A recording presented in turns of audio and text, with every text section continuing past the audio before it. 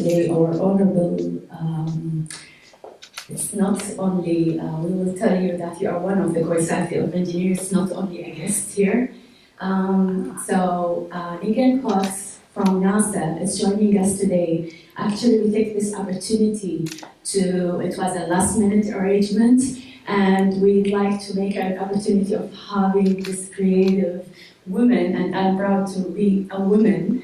Okay, so I would like to have her today to talk about her experience in the space in NASA. And of course, you see the title, we are talking about Dare to Do Mighty Things, Hitting the Road on Mars. It's interesting, actually, title, at least for me, because I'm in love with NASA no way ago. So it's really nice experience to be, also special to be a woman in NASA.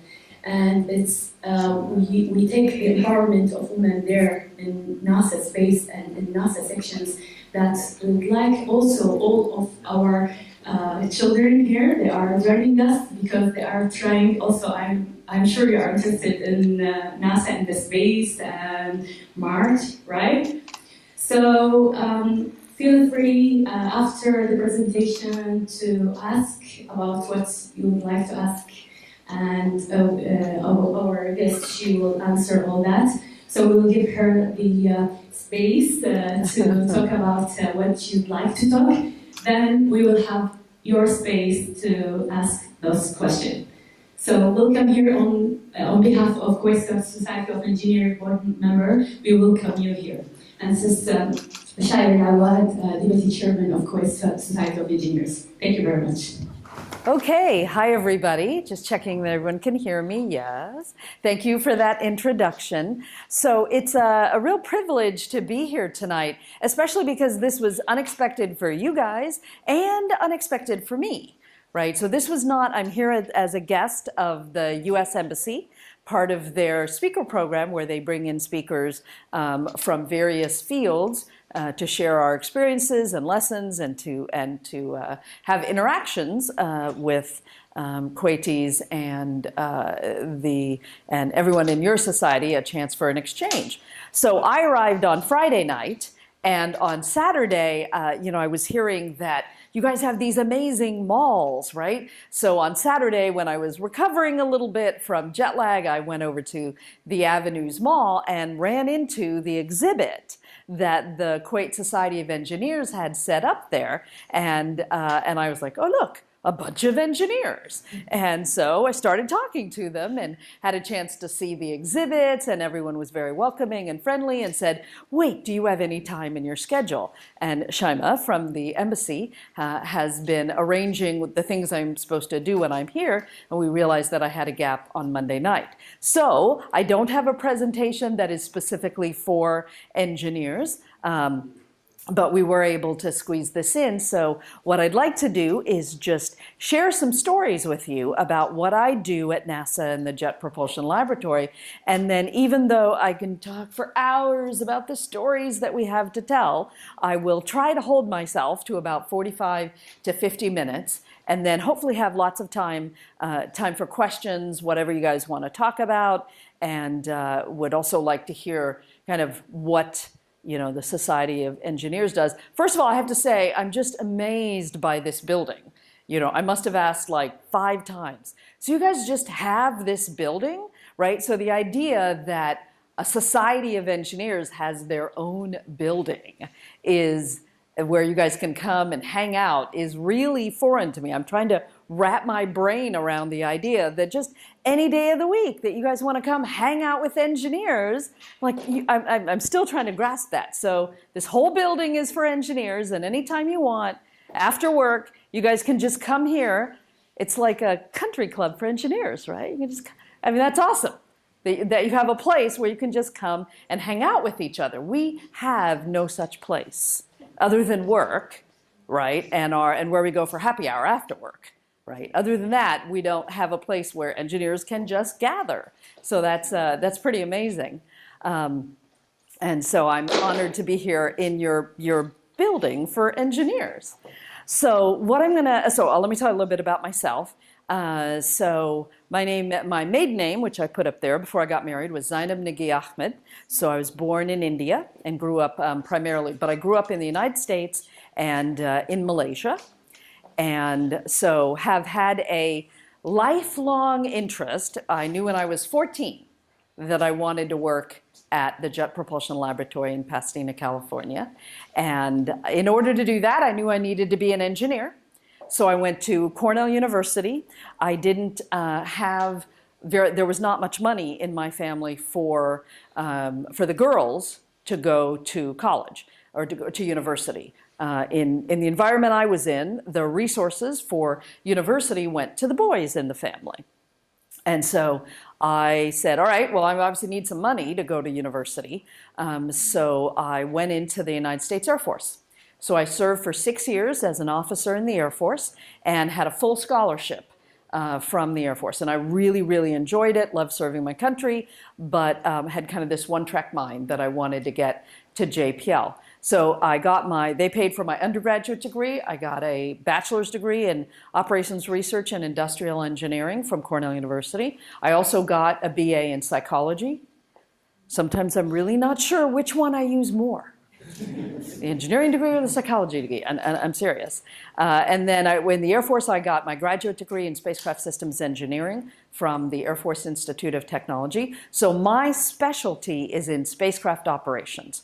When I was in the Air Force, I was a spacecraft operations analyst at NORAD, U.S. Space Command.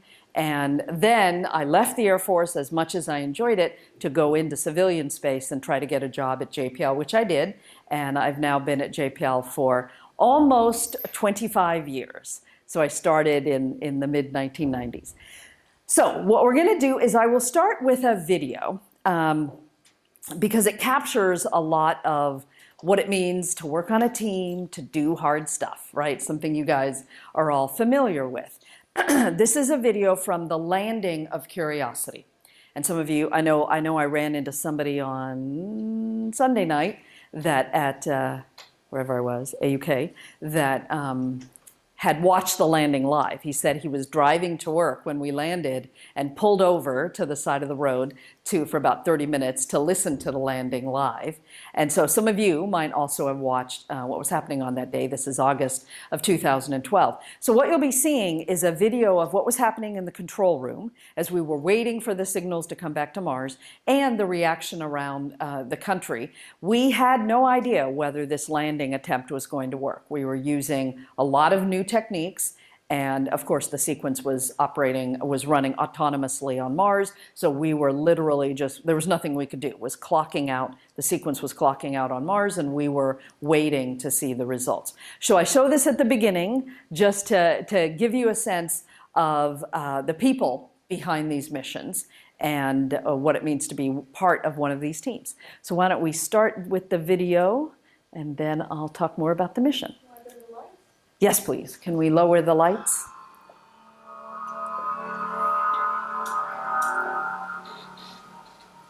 Thanks. That looks good. Vehicle present interface. At this time, the pressurized propulsion system to increase the thrust in the system. We use that for all maneuvering in the atmosphere we're about to do.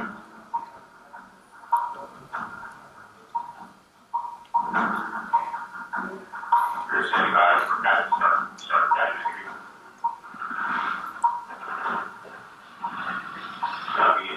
Feel the atmosphere as we go in here.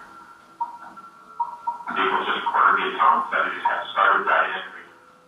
At this time, the vehicle is being steers waiting to the target. We have seen peak acceleration. And starting its first next. Just reporting that we are seeing G's on the order of 11 to 12 per speed.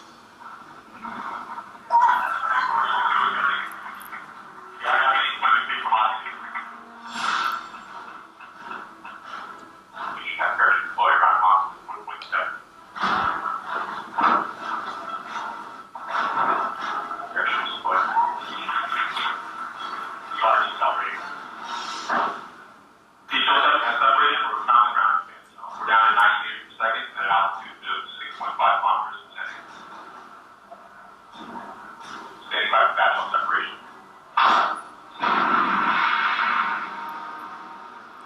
We are in higher flight.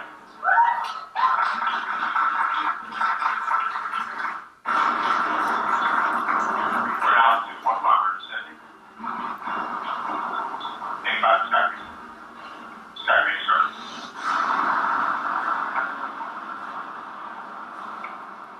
People know if you remain strong.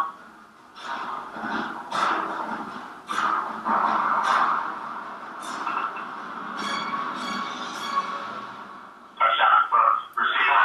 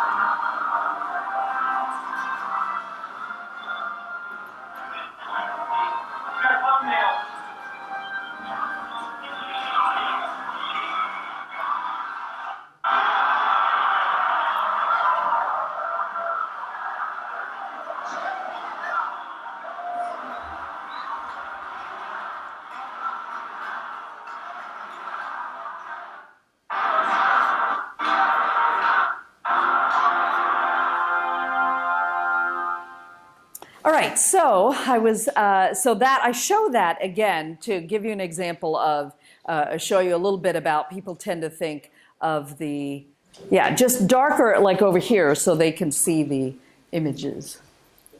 There. All right, so as I mentioned, I got to JPL in 1993, shortly after I left the Air Force, and have been able to work on multiple missions since then. I started out in my area of specialization within operations was fault tolerance, or as we call it, fault protection. So those are the software algorithms that are written to respond in case of a spacecraft fault of some kind. So I started out on the Galileo mission to Jupiter. That was the first robotic mission that I worked on, and I was the fault protection engineer and also worked on the command system. Since then, I've worked on 3 out of the 4 United States rovers that have gone to Mars, Spirit, Opportunity, and Curiosity, and also worked on all these other missions in various positions of leadership. Okay, so when most people think just a little bit of background. So when most people think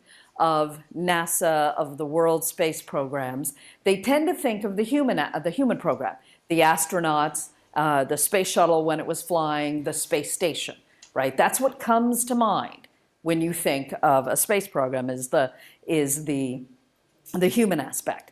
But that's just like ESA, just like Subitak, just like Tubitak, a number of the space agencies, that's not all that NASA does. So NASA has multiple centers that are located around the United States that all have different areas of expertise, right? So some of you mentioned that you'd been to Goddard in Washington. And, so, oops, yeah, okay. So Goddard over here in Washington, that is the Earth orbiting center, like most of the things. Now they are doing more interplanetary, but they focus on learning on missions where we learn about the Earth. And most of our vehicles launch from the Kennedy Space Center in Florida. Our astronauts live and train in Texas. But today, I'm going to talk about this one, the Jet Propulsion Laboratory in Pasadena, California, which is where I work. Okay, so how many of you guys watched The Big Bang Theory? Right, in this audience, surely, right? So The Big Bang Theory, hands, who watches that? Raise hands, yes. See, more hands are going up. So for those of you who don't watch that television show, it's a US show about scientists and engineers. Those scientists and engineers work at the California Institute of Technology, or Caltech. So the characters in the show work at Caltech. So I work at Caltech. And I'm just going to tell you that we're not that bad, right? We're not as nerdy and geeky as they make us sound in the television show. But I have to say, that's like one of the #1 shows in the world, which I think is great, right? A television show about scientists and engineers.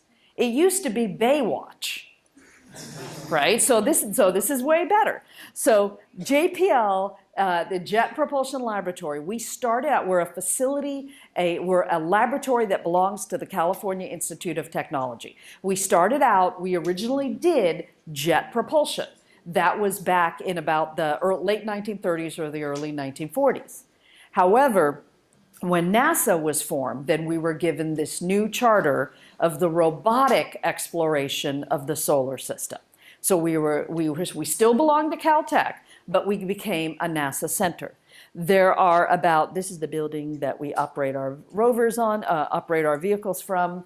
So there are about 5,000 people who work at JPL. About 2,000 of us work on flight projects, work on missions, and there are probably about another 1,500 or so who are researchers that work in developing the technologies that we need to fly spacecraft, and then the others are support in the area of business and administration and all the things it takes to keep a NASA center running.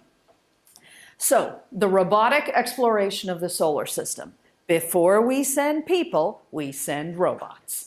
Right? That was the reason that growing up, I didn't want to be an astronaut. I've never had any interest in being an astronaut because the astronauts hadn't gone anywhere, right? When I was growing up, the astronauts were stuck in low Earth orbit.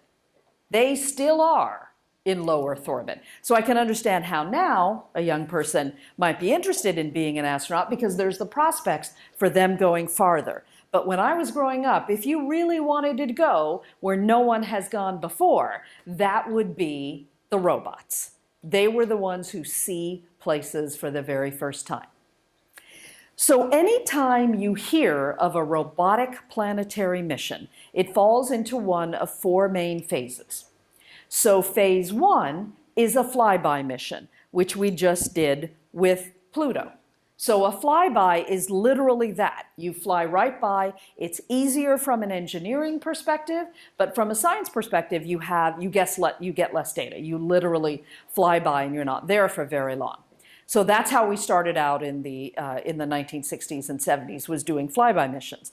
Phase 2 is an orbiter. So you pick a body like Saturn, where Cassini was, and you go into orbit around that body. You're there for a number of years, so you can make a map. You can find out more about the moons, what kind of magnetosphere is there, all of the things you can find out when you're there for a while. Phase 3 is in situ or sample return. So that means somehow you get up close to a body. You either bring back a piece in a sample return, or you land on it. You somehow get closer. And for us, obviously, like with Mars, we are at phase 3, where we are in situ. And then phase 4 is human exploration, which clearly we've only done with one body in the solar system, and that's the moon. So exploration, whether it's human or robotic, is about follow the water.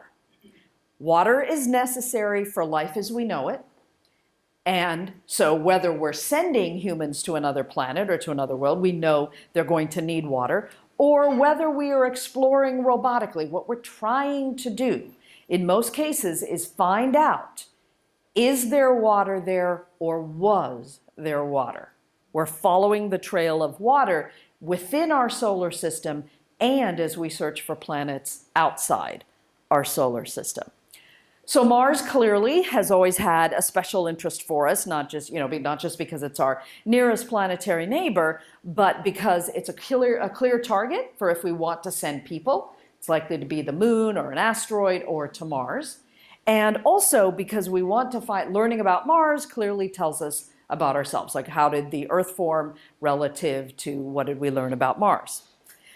We try to go every 26 months. When the launch window opens, there's a launch window from the Earth to Mars every 26 months. That's when the orbit, the Earth is as its close, the Earth and Mars are at their closest point together in their trajectories. So we get better data rates. It takes less C3 to get there. It takes less fuel. Everything is easier when the planets are obviously close together. So every 2 years, you'll hear me talk about Mars missions. 2018, 2016, 2020, those are the different Mars launch windows. When we started out in Mars exploration in the 1960s, it was primarily the US and the Soviet Union, right? Those were the nations that were exploring space robotically at the time. Since then, that was in the 1960s, it has become much more international.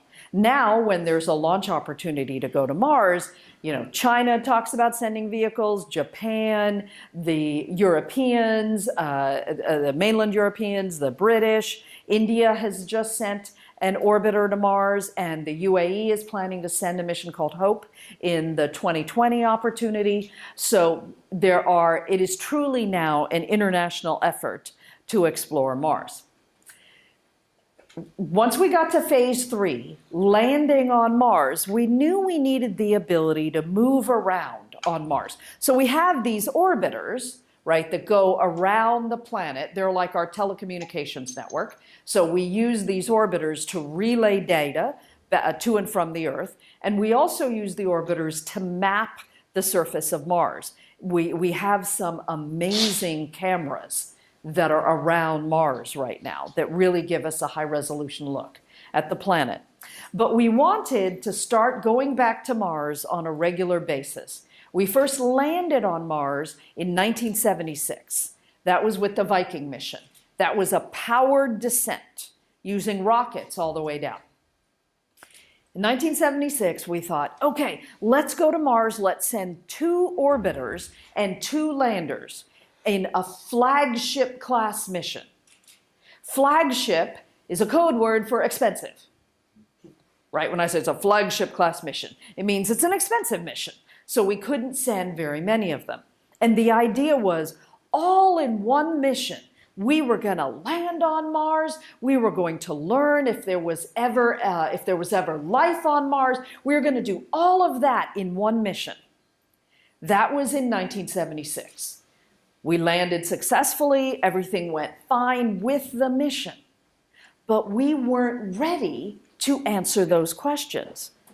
We got data, but the data was difficult to calibrate. We didn't have enough of a ground truth. We didn't know enough of what Mars was like. So we got excellent data, but it was like decades too early. It was too soon. So we said, okay, wait a minute. We have this data, now let's back up. We actually need more information, we needed a better global data set about Mars. So we went back to sending, after 1976, we went back to sending orbiters and spent some time actually mapping the entire planet, mapping not just the planet and its geology, but also the atmosphere, getting a better idea of what Mars was like as a whole.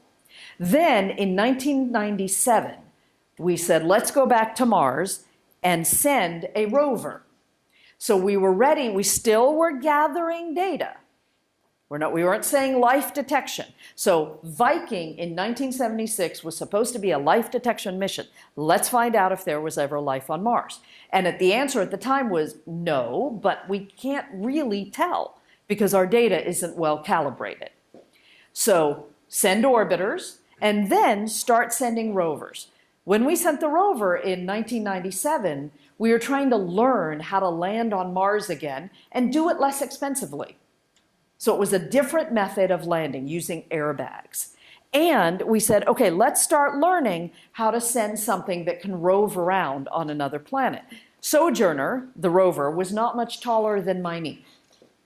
And she didn't go much further than, not even from the stage, from here, from where I'm standing, not much further than the size of this room. We were learning how to drive a rover on another planet. Then in 2004, we sent Spirit and Opportunity. Those were the first 2 rovers that I worked on. Their job was to find out, was there ever liquid water on Mars? So liquid water in the past at the surface. So we're talking about 3 billion years ago. It had to be in liquid form, and it had to be at the surface. So we sent Spirit and Opportunity, and those rovers are about my height and about this wingspan. And their job was to be robotic geologists. If you're looking for the history of a planet, you look in the rocks. And so you send a geologist. But since we weren't sending an Earth geologist, we sent this rover as a robotic geologist. Spirit and Opportunity landed in 2004. Their mission was supposed to have lasted 90 days. 2004. I don't normally say this, but I am in a room full of engineers. Spirit lasted for 6 years. Opportunity is still operating on Mars. We just celebrated, I have my new shirt, we just celebrated Sol 5,000 on Mars. We were supposed to last for 90 days. We've lasted for 14 years on Mars. Thank you very much. Thank you very much. Yes, everybody clap. Thank you very much. Thank you very much. Yes, we are, again, I don't say that, except I'm in a room full of engineers. We expected this mission to last 90 days, maybe a year.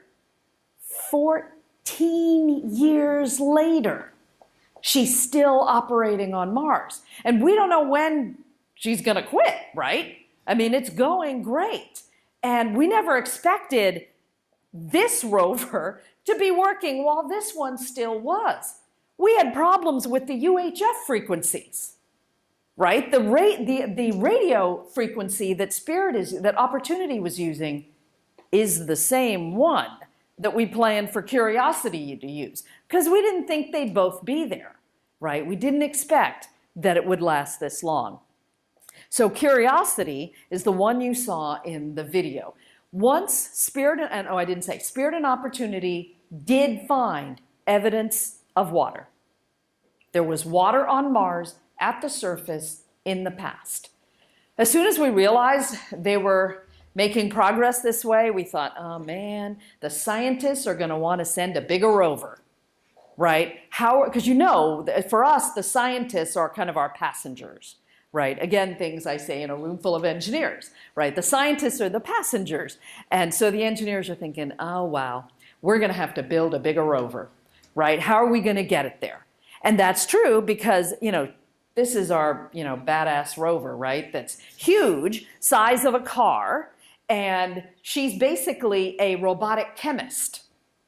So now, if we knew there was liquid water at the surface on Mars in the past, now we needed to know how long was it there.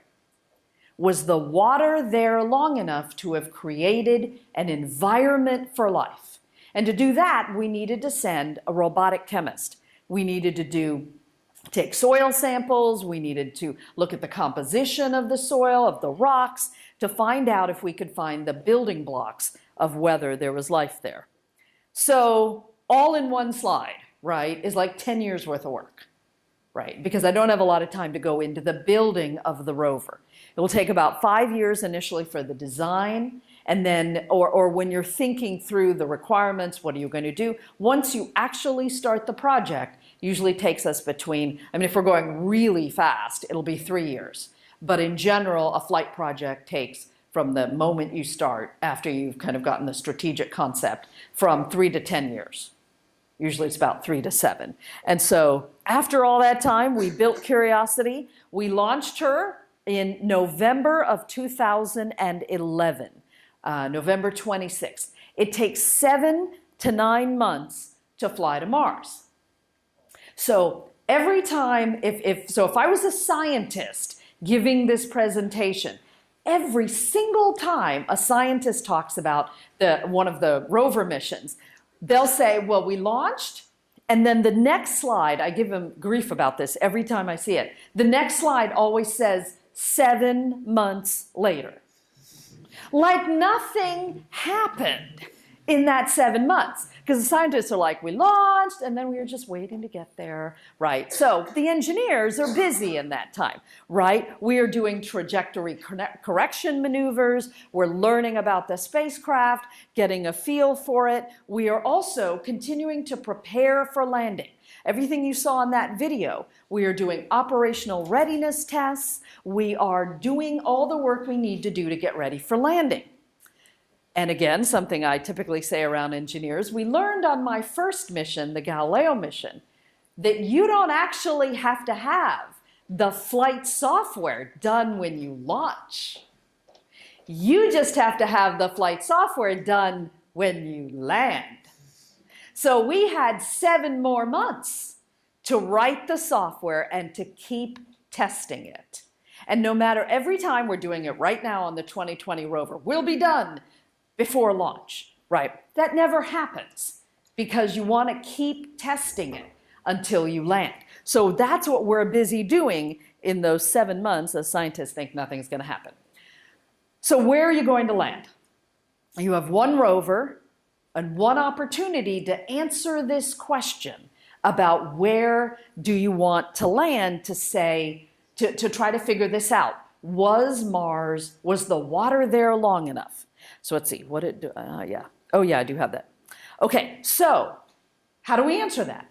These missions have science teams from around the world. The engineering teams are often specific to, you know, they might be mostly European for ESA or mostly American for the NASA missions, but the scientists truly come from all over the world. So we'll have landing site workshops. I think the one for 2020 we'll actually know this summer where we're going to land. What the scientists do is they all come in with their ideas and they say, okay, this is where I think the rover should land because it's the best opportunity. And they'll say, I remember for Spirit and Opportunity, they'll say things like, how about here? And the engineers go, that's Valles Marineris. That's like the Grand Canyon. That's just giant canyon on Mars. No.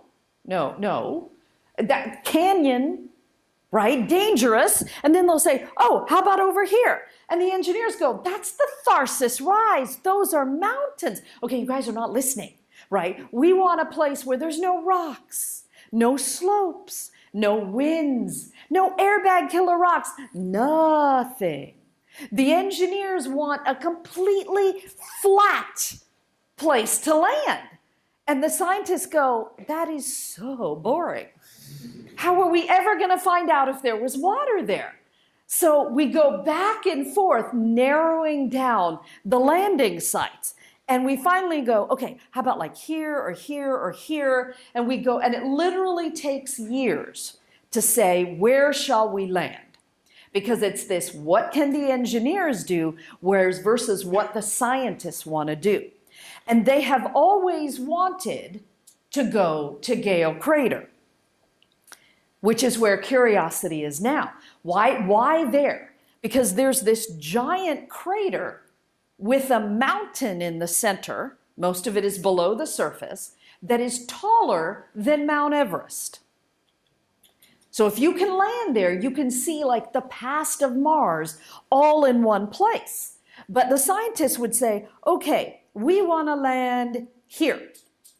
And the engineers say, okay, you can land somewhere in here, right? That's the landing ellipse. The scientists want to land at a particular point. And the engineers say, we'll try to get close, right? So originally, when Pathfinder, when Spirit and Opportunity landed, right? Okay, so let me think. Okay, so Quaid, how big is Quaid? How far is it to, let's see, how far is it to Jeddah? Jeddah? Yeah. It's about 850 kilometers.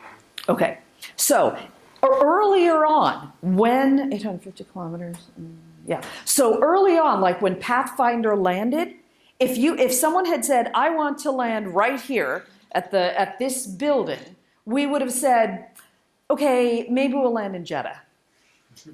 right? When we were first learning, that's how big the landing ellipse was. As we've gotten from, and this landing, and so this, see this crater? It's 154 kilometers long, wide. So for Spirit and Opportunity, the scientists would say, can we go to Gale Crater? And we would say no, right? Because still, if you wanted to land here, you might land anywhere in Kuwait. We were still learning how to land that precisely. And it wasn't, and then by the Phoenix landing in 2008, we could actually say we could land inside the crater, but we might still hit the mountain. So it was not until the Curiosity landing that the engineers learned how to land precisely enough that we could land in this circle and not hit the mountain. And so that's that time when the scientists, they'd been asking since 1976, can we go to Gale Crater? No. Can we go to Gale Crater? No. Finally, for Curiosity, in about 2009, they said, can we go to Gale Crater? And we said, yes. And they're like, really? Right? Because after so many years, we'd finally learned to land well enough that we could land someplace safe and drive to the mountain. That's why we were at Gale Crater. So, of course, we were supposed to land here and drive right up to the mountain. But we have 400 scientists aboard, right? We landed here, and you know, they saw something of interest, and it's like squirrel, and off we went, you know, in that direction to see what they thought was of interest. So that brings us to landing night. That's me over there in the landing room. And part of the reason that we were, you know, so tense is because this landing sequence had never been attempted before. We said this is how we were going to land on Mars. And the first time we did this, and we took this to NASA headquarters, they said, "You're what?" Right? They're like, no. Think of a different way than this process of where we're landing. You know, it takes about 7 minutes to get from the top of the Martian atmosphere down. And the first 4 minutes, you're coming in at about 18,000 kilometers per hour. Right? You bleed off airspeed from the drag of the atmosphere. Then you fire a parachute supersonically. Slow down. And then you drop off the heat shield. And now you have basically this jetpack on the back of the rover. So that's now descending to the surface, and it's firing retro rockets to slow itself down, also to keep itself from swinging horizontally with the winds. And you're deploying the rover. So while you're descending to the surface, the rover is deploying on a bridle and swinging. So you can imagine how the avionics guys and the ACS guys love this, right? Because there's so many control points here. And then when you touch down, there's a sensor that said you've touched down, you sense the deceleration, cut the bridle, and you fly off and the descent stage flies off to a different area. So the headquarters was like, no, this is so not gonna work, come up with some other method. And when we sent out, we had a video of this that went kind of viral, and all of the comments we got back said the same thing. Not gonna work, right? Because it looked so risky. We tried other methods of landing, and this is the one that we had to go with. So that's why you see us being so excited when we landed. So people ask me, what was it like to be in this room? And the thing that sticks in my mind was that none of us were aware of the cameras. Like when I saw myself in the video, I remember thinking, where was that camera? Right? It would not have mattered if there were no cameras in the room. But we actually talked about it ahead of time and said, okay, we're gonna stay in our seats. We're gonna not jump up and down. This time, because we did this for Spirit and Opportunity. And so we had all these conversations because the mission control in Houston, right, the Johnson Space Center guys, they always make fun of us because they're always very controlled and professional. And then there's us California types, right, who jump up and down and you know, make lots of noise when stuff happens. And so they're always like, you guys you're not as professional as us. And so this time we tried, like we all wore these matching shirts that made us look like we're from Best Buy, right? And so we're all wearing these matching shirts, and this is what happened. Even though we had planned to sit quietly. And I can tell you this is Anne and Rob, our chief engineers, and Fred and Steve. They don't like it when I show this slide because they're like, I wasn't gonna cry, right? I didn't mean to do that.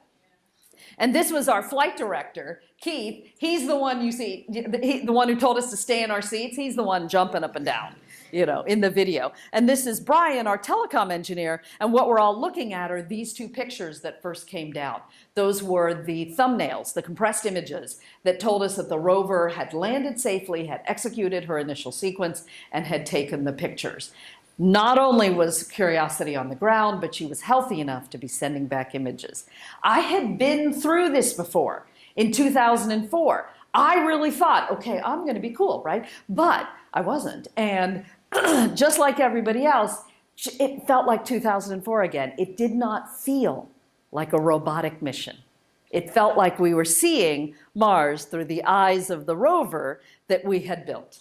So we got a call from President Obama, then President Obama, because when you land a really big mission, a multi-billion-dollar international mission, you know, he calls and says, yay, and we say, yay, and then everybody's glad that we didn't crash it. And so he was actually on Air Force One when he made this phone call to the flight team. And this is Dr. Alachi. He's Lebanese. He was the head of JPL for many, many years. And so all your bosses show up and take the congratulations, and then it's time to get to work on Mars. So these were some of the first images that came down that were just shockingly beautiful, right? No matter what you think of what you know from orbit, it's not the same as when you see the pictures from the ground. But before we got to work, we're just like anybody else, right? We're tourists with our, noses pressed up against the glass. And so the first thing we did is the same thing everybody does. We took a selfie, right? There's a robotic arm, and at the end of the robotic arm is a camera. Turned it towards ourselves. Hi, Mom, right? And then we checked out our wheels because we had literally fallen from the sky to see how we were doing. And then it was time to get to work on Mars. So we are carrying this extensive payload from many different countries. Let's see, Dan is Russian, Rems is Spanish, Rad, and ChemCam is French, APXS is Canadian, and Sam and Kevin has a French part. So there are instruments from universities literally all over the world. And so here's our robotic arm with a drill at the end of the arm. And so that drill is a key part of our ability to answer this question if Mars had the water there long enough to be habitable. So Mars local solar time. This is the part that I don't have enough time to talk about, so I have a TED Talk on Mars time if anybody wants to know more about this area. So we were working on Mars time. Right now on Mars it is, I can't quite see it, it is 7:10, no, it's 2 in the morning. Am I reading that right? Yeah. So it's 2 in the morning on Mars. And so she's sleeping right now. So the rover, she does sleep to conserve energy and conserve power. So the Martian day, 40 minutes longer than the Earth day. Rotation rate is different. Therefore, when we land on Mars, we act as if we are living on the Earth, but working on Mars. I work the Martian night shift. When the rover goes to sleep, the humans get together to figure out what she should do the next day. So that means, and we do that for the first 90 sols of the mission. When we are all together, we are working on Mars time. And this is a Mars watch that I'm wearing. And it's a mechanical watch where the weights have been adjusted to run more slowly. So it approximates Mars time. We didn't start out, nobody thought we were going to need Mars watches, right? It was just so confusing what time it was that we ended up getting these different Mars watches. Now, of course, now it's 2018, and so there's an app for that, right? So we use the Mars Times apps on our phone. But when we are working on Mars Time, I still get out these watches and wear them because they help. They're very quick to look at and figure out what time it is. We live on Mars Time when the team is together. So for the first 90 sols, everyone is together from all over the world.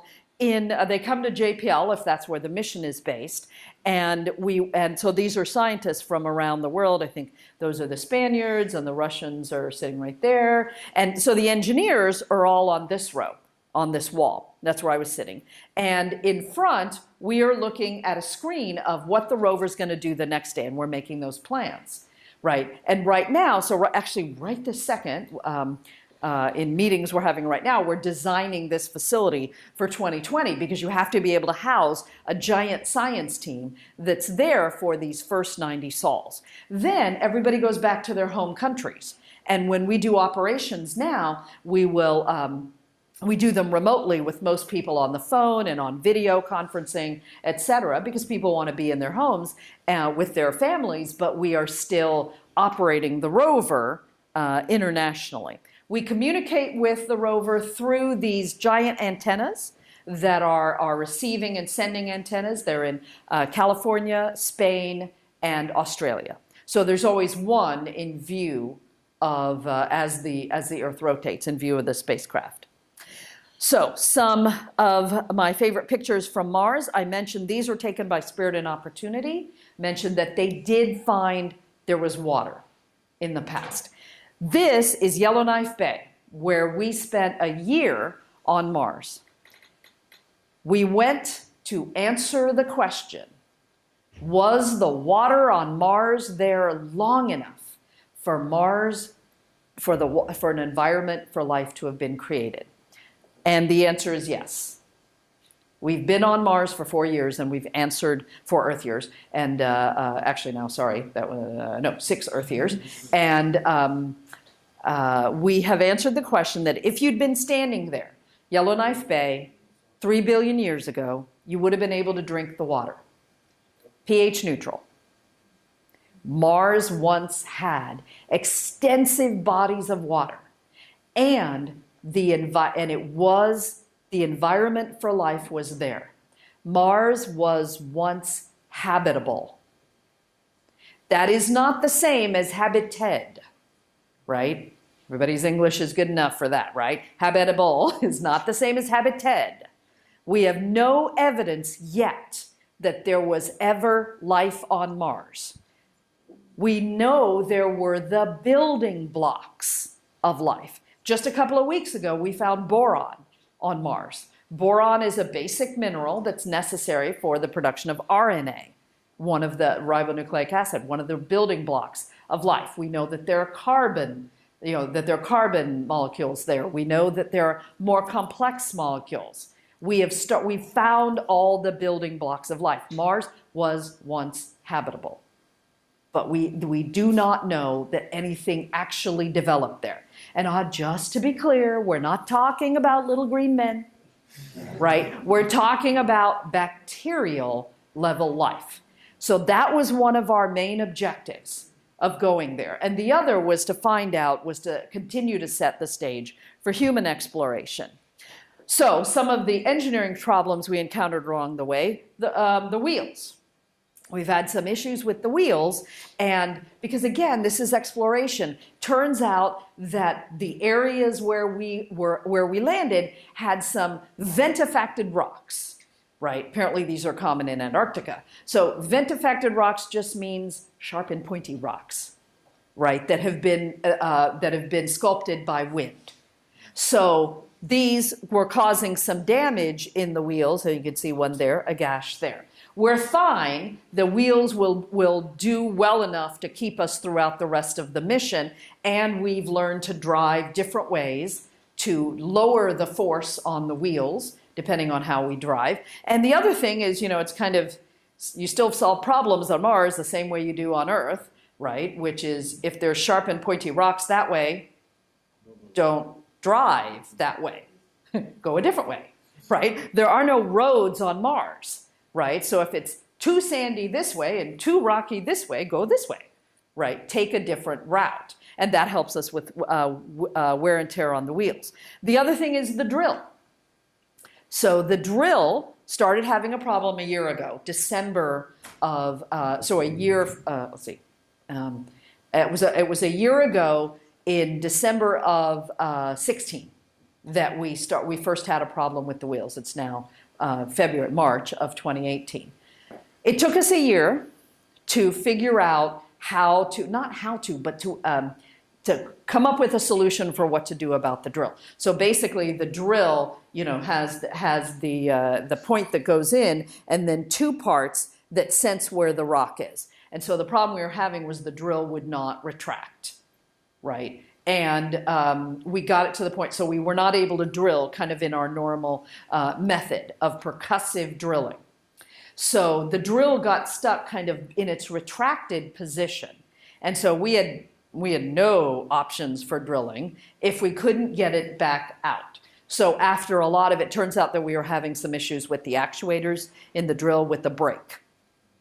So after very careful, it took us probably 3 months of trying to very carefully extend the drill. So we got the drill back out. So the drill is now in this position with the sensors here. If you can no longer trust the drill mechanism, how are you going to drill on Mars? Right? The only option, and you don't, whatever fix has to come from the Earth. Software. There's nothing you can do about the hardware. It's there and you're here, right? So the only options are the software. So if we couldn't trust the drill mechanism to go in and out, what we did is instead we said we'd use the robotic arm, right, to be what pushes the drill in and out. But if you have the drill, the robotic arm pressing the drill in on Mars, then that's not how it was designed to work. You could have side slip. So we had to use a force torque sensor to figure out what to do. This has taken a year to diagnose, figure out what to do about it, test it on the Earth, and we drilled for the first time. I was on shift as the mission lead. That's one of my jobs on Curiosity, is I'm one of the leads of the team that commands the rover on Mars. We drilled for the first time a week ago, and it succeeded. So we have returned to drilling. It's a great example of the way you solve problems when you are, thank you, the way you solve problems when you're this far away. And so the other thing is now, the first time we drilled, the rock was too hard. And the scientist said, it's the drilling. And we said, no, the drilling was fine. It's the rock, right? You guys need to pick a different rock. And so, because we had no faults on the execution of the drill. So we did our second drill, and I'm actually anxious to get back to my phone to look at the data from Mars, because it should be coming in any time now to tell us how that second drill went. So again, this is where we are now, approximately here. The rover is nuclear powered. She has a plutonium source that we use as a thermocouple. So it's a passive nuclear source. The decay from the radioactive decay from the plutonium we use to turn obviously into the heat into electricity. So we have and the half-life of that is about 15 years. So we start to feel that around 7 years, and we're getting close to that since we've been on Mars for 6 Earth years. And so we will soon start to have some power issues, and I'm running out of time. The next mission, I'll finish with a few slides about the next mission that I'm on. So remember I said in 1976, we sent a life detection mission to Mars. We weren't ready.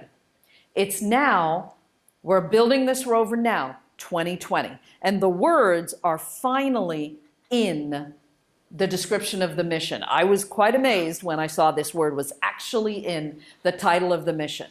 Mars 2020 is a life detection mission. This time, we are ready to say Mars once had water, it was once habitable, and now we are going to look for the biosignatures of life. We continue to improve the landing technique, right? Because once you can land in one area, the scientists go, okay, how about here, right? So that we want to land more and more accurately. So we have some new landing techniques that are basically take photos, and this time the IMU's in the, we close the loop around the IMU, and you take the descent photos, you process them on board. That was the challenge, is we had to actually process them on board fast enough to divert. The 2020 rover has a huge amount of instrumentation for these biosignatures. It also has an instrument called MOXIE. How many of you guys saw the movie The Martian? Movie, right? Remember the oxygenator? This is a prototype for the oxygenator. I was one of the system engineers on MOXIE. It's a reverse fuel cell. We're going to prototype taking the Martian atmosphere and pulling it apart into carbon monoxide and oxygen. This is a 1/100th scale of what we'll eventually need to do, right? We'll eventually need to send an entire mission that is strictly an oxygen production mission ahead of the astronauts. We are the first step in a sample return mission. So we are going to gather samples, bring them back to the Earth. Not in our mission. We gather samples and cache them. Sample caching. This is the system that is behind in its design on the 2020 rover. That's because this is the system that's never been done before. And those go hand in hand. It's very hard to keep a schedule if you're trying to do something that hasn't been done before. In this case, we take our samples from Mars, so we drill in, we take the samples. Only these samples are coming back to the Earth eventually. So we have to seal them. We have to hermetically seal them. This is all robotically, so that they pass the planetary protection standards to come back to the Earth. So we hand it back so we take the sample, and then we hand it back into the system where there's another little robotic arm that removes it from the drill handle and gives it to the sample system that will actually seal it. That is as complicated as it sounds. Trying to put Martian soil in a test tube inside the body of the rover and seal it up. And then later, we are either going to drop it on the ground, so we'll get a bunch of samples, and then we'll cache it, we'll put it in a specific spot on Mars for the next rover to get. Or we are actually going to take it ourselves and put it in a vehicle. So I'm going through this in detail because we're all engineers, right? And so picture the steps that are necessary. The last time we brought robotic samples back, there were humans involved. Not robotic, they're samples. We brought moon rocks back. The astronauts just walked up to them and stuck them in their bag and then put it in the ship and brought it back, right? Robotically, we have to send a rover there. The rover has to go out and get the samples. It has to cache the samples. Then we have to bring the samples back. Another mission has to land. We have to the rover has to take the samples up to this other mission, stick it in the body of the other, of the receiving craft.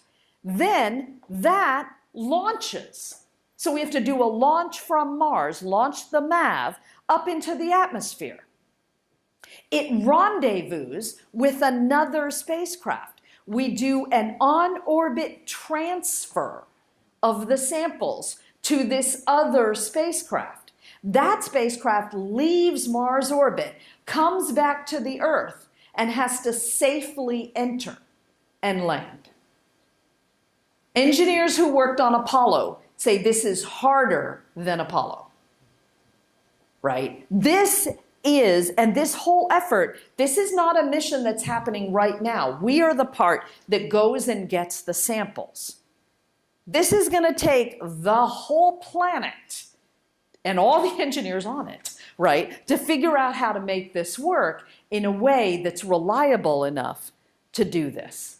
We start this in 2020. Here's the UAE mission with the 2020 rover, and then hopefully in the future, we'll send in the next opportunity, or I think hopefully 2026, is when we'll send the MAV, because we have to have time to go around Mars and get the samples.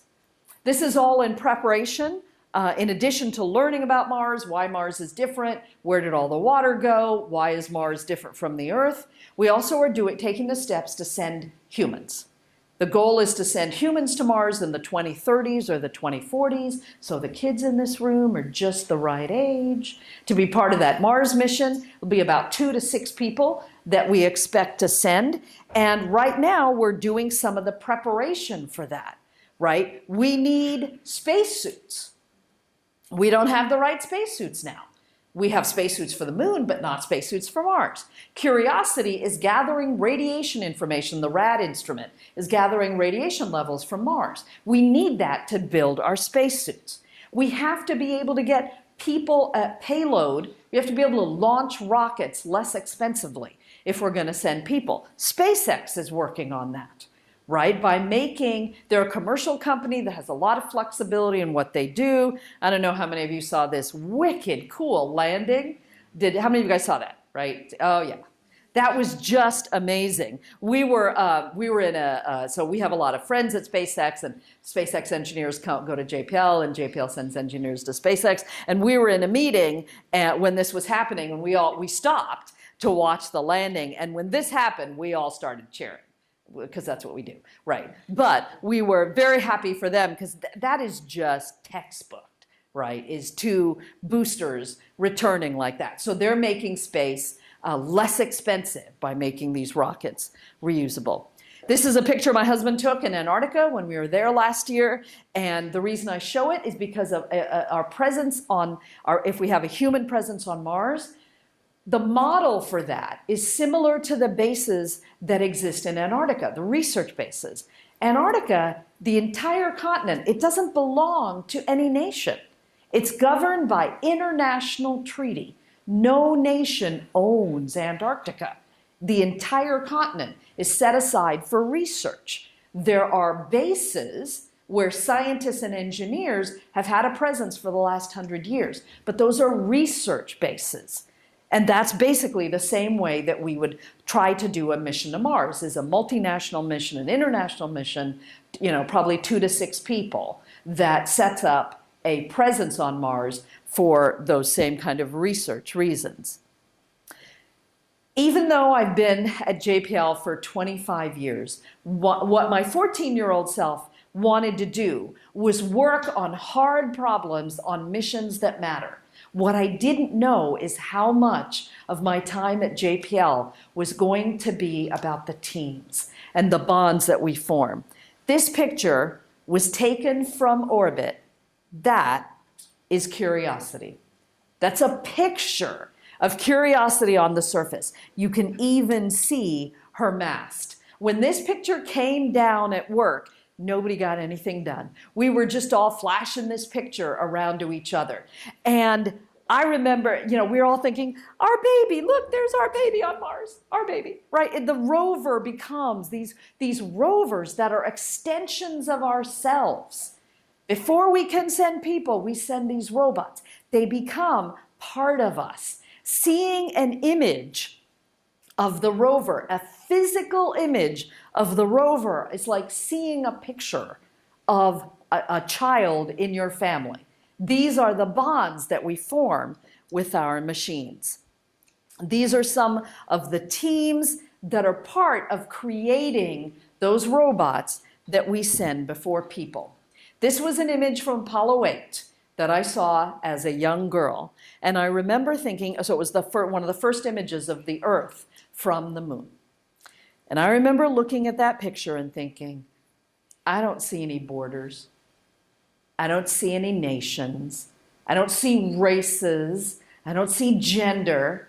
We're all humans on one ball in space.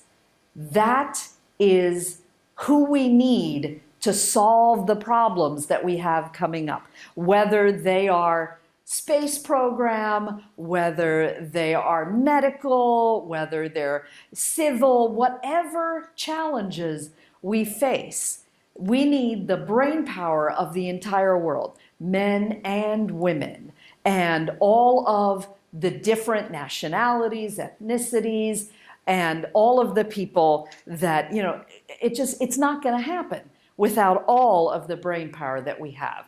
So the space agencies, this used to be a much simpler slide, and now there are space agencies throughout the world. The more spacefaring nations we have, to go back to my particular area of space exploration, the better. We've got a lot to do. And these missions can be expensive. And so the more brain power we have, the more people involved, the more nations building universities, the more we can learn in our space exploration that also relates back to our planet. Do not go where the path may lead. Go instead where there is no path and leave a trail. We do things that are hard, and sometimes we fail. When we landed Spirit and Opportunity, 2 out of 3 missions to Mars failed. A few years ago, there was a European attempt to land. So back when Spirit landed, a European attempt to land on Mars failed. And a couple of years ago, about a year ago, there was a recent attempt with the ExoMars orbiter for the rover to land, for a rover to land as well. It failed. It's not, just because you've landed on Mars once, doesn't mean it's going to work again. We are launching a mission to Mars in May, the InSight mission. It will land in November. You know, who knows exactly what's going to happen. I was on duty the day this picture was taken. This is a picture of the Earth from Mars. Spirit took this picture. Everybody you know lives on that little speck. It's a great perspective of what we look like from Mars to remind us that we're all in this together. It has been an unusual pleasure to be able to tell these stories to a group of engineers. So thank you very much, and I hope we have time for questions. And so questions, and I know some of you might have to leave because I spent so long talking, but what do you want to talk about?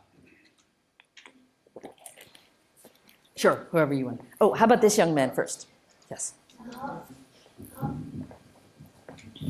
How do you land on Mars if you throw a parachute like the European failed?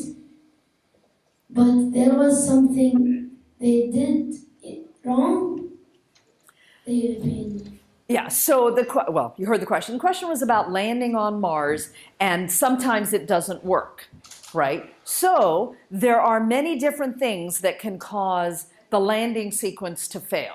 The European rover that was landing, they had a successful parachute deployment. But then part of the rest of the sequence didn't, because it all happens at one time on Mars, it all happens remotely. So part of the rest of their landing sequences, when the engines fire, when they cut off, didn't go the way they expected. One of the hardest things to do, and we're involved in it right now for 2020, is to test the entire landing sequence. As much as we want to test it end to end and see if the whole thing works, that's hard to do on Earth because the parachute is operating in the dynamic pressure of Mars, and the radar that senses where you are on the ground, that can't be tested in the same wind tunnel. So when you have a hard problem like that, we actually encounter this in a lot of our missions. One of the hardest things to do in the test program, since you can't just say, let me test the whole thing. Did it work? Yay. Did it not? Where was the problem? Is you have to test it in pieces. And that testing in pieces, you have to then make sure, okay, this piece worked, and this piece worked, and this piece worked. And you think they fit together, but that's not always the case. It's not the same as testing the whole thing and then seeing what happens on Mars. So they had a part of their sequence that didn't work as they expected. That can be very hard to find. So when you're trying to land on Mars, one of the best things you can do is just keep testing. That's why we're never done by launch, is because we can always think of more things, more test cases we want to run. So they did a great job, and they tested everything they could think of. But sometimes there's a piece that doesn't work on Mars the way you think it's going to. In that particular case, it wasn't necessarily just the gravity, right? But that's a really good point, that the environment can be different. We had a case where Spirit landed, and then a month later, Opportunity landed, and in between, there was more of a dust storm. So the atmosphere changed for Opportunity's landing than for Spirit. And we actually had to change the parameters of her landing because of that. It was changeable, but literally the weather affected how Opportunity was going to land. Very good question. Yes?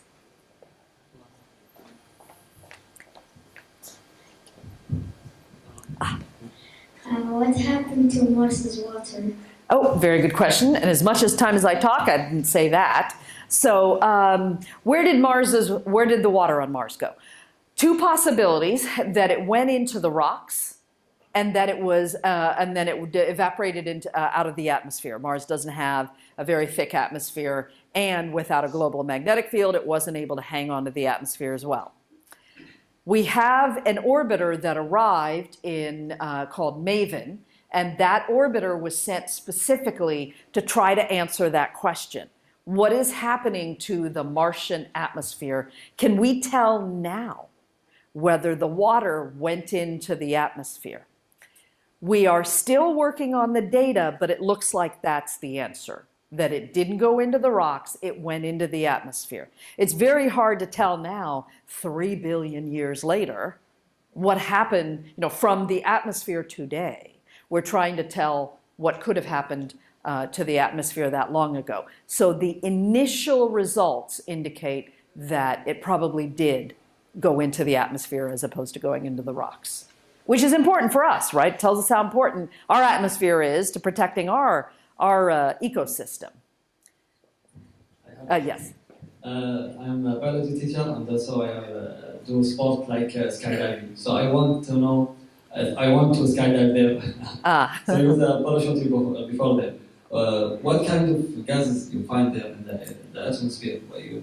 There is oxygen, nitrogen, what kind of gas? So the percentage of gases in the Martian atmosphere is obviously different than the Earth. There's quite a bit more carbon dioxide in the Martian atmosphere. The Martian atmosphere is about the thickness of our atmosphere at the height of an airliner, right? So as high as the height that airliners fly, that's about how thick the atmosphere is. It's not very thick.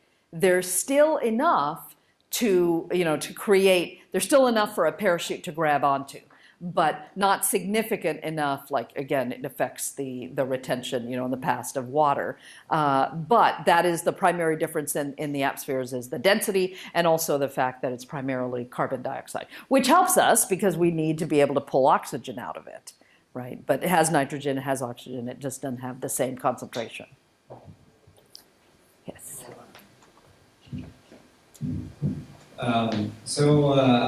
About solving, fixing some troubleshoots that you guys face with the rovers that are already there. Mm-hmm. I'm guessing that you guys have some sort of a replica of the exact same rover mm-hmm. In the laboratory, so you'll be able to know what kind of fixes or where to search for troubleshoots. Like, for example, with the issue with the drill that you guys have. I know it's probably filled with sensors and all, but when you have a replica and that's close to you and you can tweak it and know, I guess that you guys have some sort of a replica of all the rovers that did go there, just to help you with the troubleshooting. I don't know, do you guys do have that, or what's your methodology with troubleshooting and fixing things that are out there when you're here? It's very much what you said. We do have a test bed that is very high fidelity. It's called the VSTB. It's a vehicle system test bed, and it's in our Mars yard, which is kind of an outdoor area that has enough space that we can actually test the rover. So for every spacecraft, and especially the rovers that are operating for a long time, we do in fact maintain as close as possible a copy of the rover on the Earth, and that is our system test bed. And we will try sequences that are new, capabilities that are new. When I said that it took us a year to develop the software fix, the software patch for the drill and to test it. A huge amount of that time was testing on our vehicle copy. So we have multiple test beds, we have a software simulator, and almost everything that starts out, when you're first working on it, you'll run it on the software sim. And then you go to test venues of increasing fidelity. Now, monetarily, it's very expensive to have a copy of the rover. So there's only one, right? And so that becomes not as valuable an asset on Mars, but taking care of that copy on Earth is critical because we do use it for testing all of our unusual activities and fixes on Earth before we send it up to the rover. So that's exactly how we do it. Yes. How we do it on time. 15. Thank you very much for your presentation. My first question is, during the 3 phases of landing, or the 3 phases of first one being the orbit, second one for landing, and you talk about the 3 phases. What is the degradation mechanism that you might face? Like, for example, on Earth, we have the biggest one is corrosion. During design, is there anything specific in degradation that you put in mind when designing these rovers? For what might limit the lifetime on the surface? Yes. Yeah, so that's a great question in terms of lifetime limiters. So in one case, originally we thought it was going to be the solar panels, right? That the solar panels for Spirit and Opportunity would get covered in dust, and that would kind of would obviously limit the power that they could take in. It turns out that in our case, there are lots of mechanical solutions that we could have done to the, like windshield wiper type things to wipe off the solar panels. But given that we were designing for 90 sols, we simply made the rover panels larger, right, as a way to increase the amount of power that we would get. So we consider the degradation that comes with dust on the solar panels. One of the things that's very hard to predict is the thermal cycles on the avionics, right? The temperature on Mars can get down to minus 100 C, at night and 0 during the day. Though that kind of repeated cycling, thermal cycling on the avionics is very hard, but you don't know when the systems are going to break. So we account for that kind of life cycle change. And also then we have to account for the power degradation from the source. Those are usually the three big things that we consider amongst everything else. But thermal cycling is the one that's the hardest to predict. So thermal fatigue. Say again? Thermal fatigue. Yes, I mean, mechanical materials, we're talking about the actual thermal fatigue. But in the avionics themselves, it's how much consistency do they have when you're asking them to operate. We try to keep the rover body warm at night, right? But as the power dims, that becomes harder. And it's the power cycling on the actual electronics that's harder. Is the corrosion a big problem or not necessarily? No, because there's nothing to, corrosion takes some oxygen in order to create the rust, so to speak, right? And so there's not enough that we have to worry about, oh, this part is going to, rust out. When we take pictures, because we are able to take selfies of the rovers, we see, just a ton of dust, but corrosion is not an issue because of the atmosphere. Yes. Ms. Nagin, first of all, I would thank you very much for your presentation, and nothing gives us an honor really to meet you in real. Oh, thank you. Especially you are part of the very serious operation and a very serious process of this visit and of this rover shuttle. And my question is regarding the drill, which has a defect and it didn't work properly. From which country this drill was designed? Since you mentioned that there is several parts in different countries. Let's see, I think the drill, I was actually wondering that the other day. The drill has actuators that are from around, I think the entire drill assembly is from the United States, right? And so the actuators are from, there's some sources on the East Coast, and the drill itself, some of it was built in-house. It's not, and so, yeah. So the other reason for that is when we are building parts that are brand new, haven't been done before, there is some value in keeping that physical assembly and physical integration close, by, because we need to be able to interact with the engineers extensively on how this is going to work. Now, the thing is that the drill part, that again, we were designed for 1 Martian year. So that's landing in 2012, and that was a mission ending in 2014. So when we design for our part lifetimes, we look at the prime mission. We look at how long we're supposed to last. So when we look at this and we say, okay, what was it about this brake that stopped working? On the one hand, we don't say to the manufacturer, oh, you know, give us our money back, it didn't work, right? Because it did for as long as it was supposed to. But we have so few data points for how something like that actually operates on another planet, that on the one hand, we are trying, on one project, we're trying to fix the drill. On the other project that I'm working on 2020, which has a drill on it, we don't just say, oh, that's fine.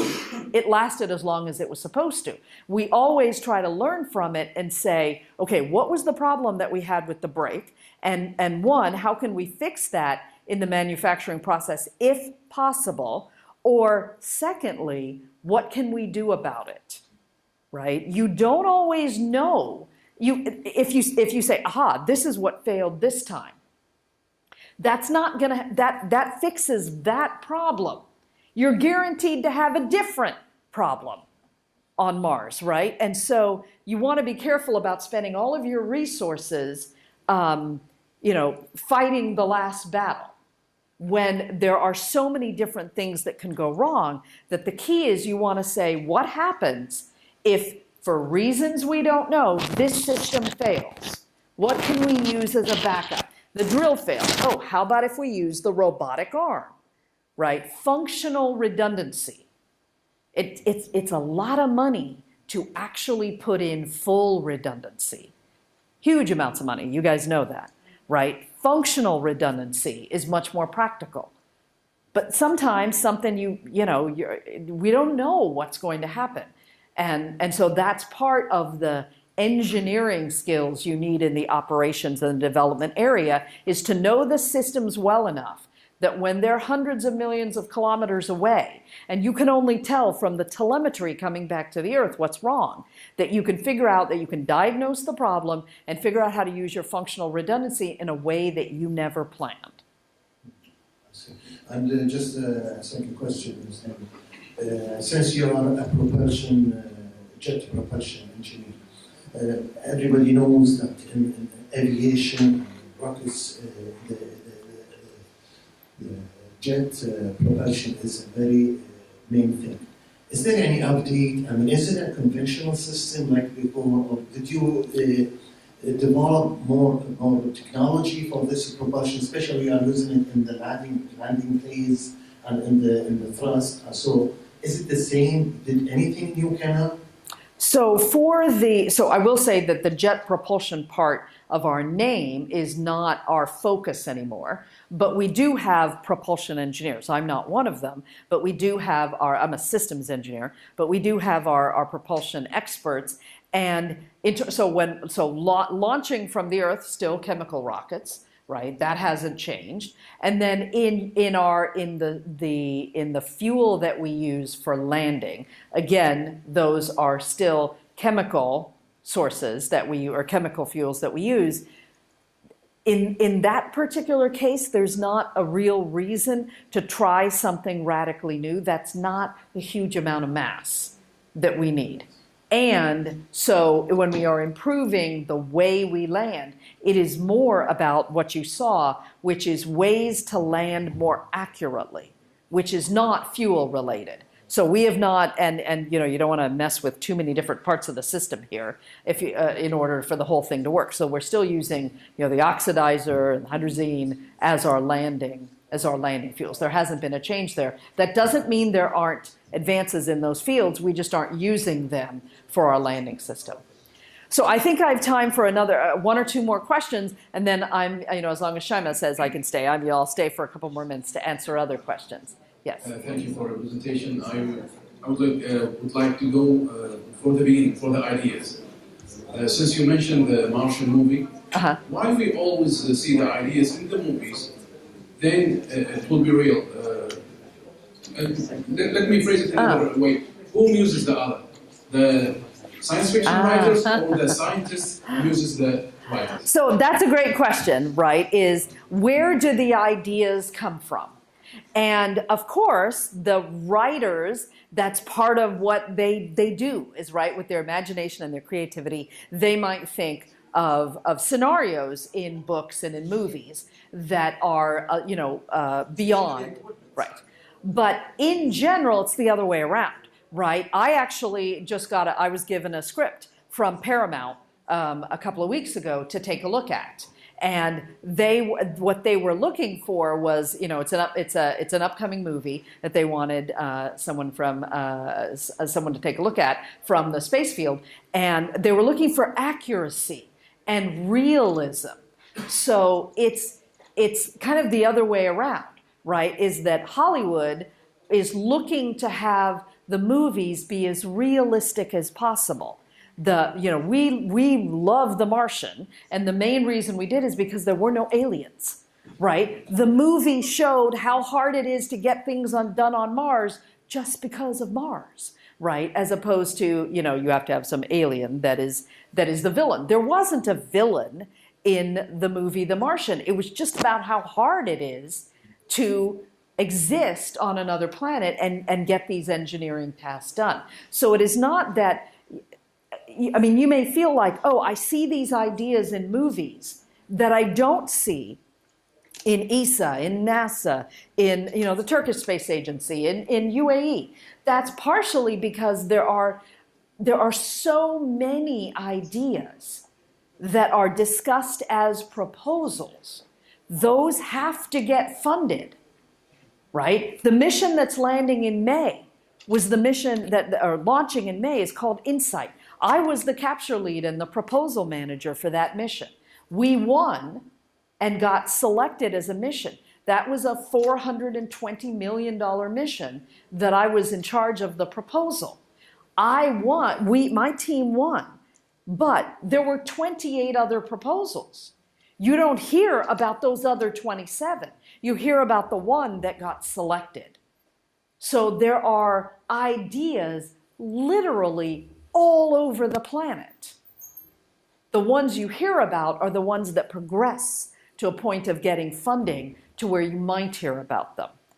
And so it's absolutely true that those ideas are out there, and sometimes the motion picture industry will pick up on that. Okay, one more. And then I'd like to have a little tour of the building that you guys have. Yes. From your experience, what's the most the enjoyable things that you like? Oh, what do I like the most about my job? So, as I mentioned, the part about the working as a team. But for me, it's still what it was when I was 14, right? Which is you get one pass at life, right? You get one opportunity to decide what you're going to do with your, 90 years on the planet. And for me, I knew at a young age what I wanted that to be, that I wanted to contribute to something that brought information, cooperation, and data to the entire human race. That doesn't mean that every single day I go into work, I go, yay, I get to write this spreadsheet today, right? It's not that every day, right? There's a difference between happiness and satisfaction, right? As much as I enjoy work and I'm very happy at it, it's not like every single day I'm like, oh, right? There are days that are hard and difficult and busy, but why I'm doing it never changes. It is worthwhile. It is rewarding to do that. The work gets hard. I'm glad and lucky that I got this invitation from the embassy this year, because we're getting close to launch. And as we get closer to launch, right, the work-life balance goes out the window, right? Right now, most of us work 40, in general, I probably work a 50, 55-hour work week, right? And that's pretty normal, right? Like, 8 to 5, but most of us, I get to work at 7 and I leave at 6, and all of us work hard at the beginning.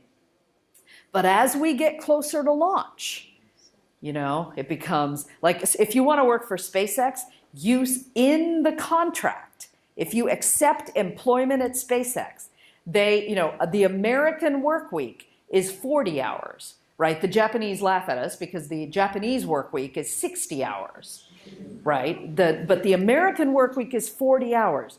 SpaceX, and nobody ever works 40 hours in the space business, right? SpaceX actually makes you sign your name to you will work at least 50 hours a week, but that's not the SpaceX work week. In general, and as we get closer, very soon I will start hitting 60-hour work weeks, right? Then we go to 70, 80, and by the time you get close to launch, you're somewhere between, 100 is unusual, right? You can't sustain that for very long. But 80-hour work weeks are extremely common as you get close to landing, right? And landing, working on Mars time, it's a blast, right? But these things don't happen without the time, without the hours put in order to make these work. So at those moments, when, and my husband, who is also an engineer, but in a different field, will work,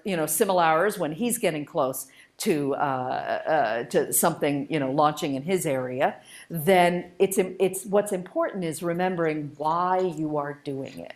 It is a huge privilege, right, to live in this time, to be from someplace where we have the resources to go to universities, to get our degrees, to be able to use those degrees to do something. There are so many people in the world, men and women, who would love to be in every one of our shoes right now, right? Where that's not where we're thinking about how can we solve the problems of the world, right? 40% of the women in Africa spend 4 hours a day walking to get water. Doing something with their life that helps the whole planet is not on their to-do list because they're not as fortunate. We are the ones, the 1% of the 1%, who have been given the opportunity to do something that helps the planet, right? We have the resources and we have an obligation to everyone else to use our backgrounds, our engineering skills. Engineering isn't always the snazziest and most prestigious profession, even though it should be. So we have the opportunity to do something to help everyone. And that's the part that stays with you, whether you're starting out in what you're doing or you've been, as I have, at NASA for 25 years. So thank you again for the opportunity to tell the story. Thank you.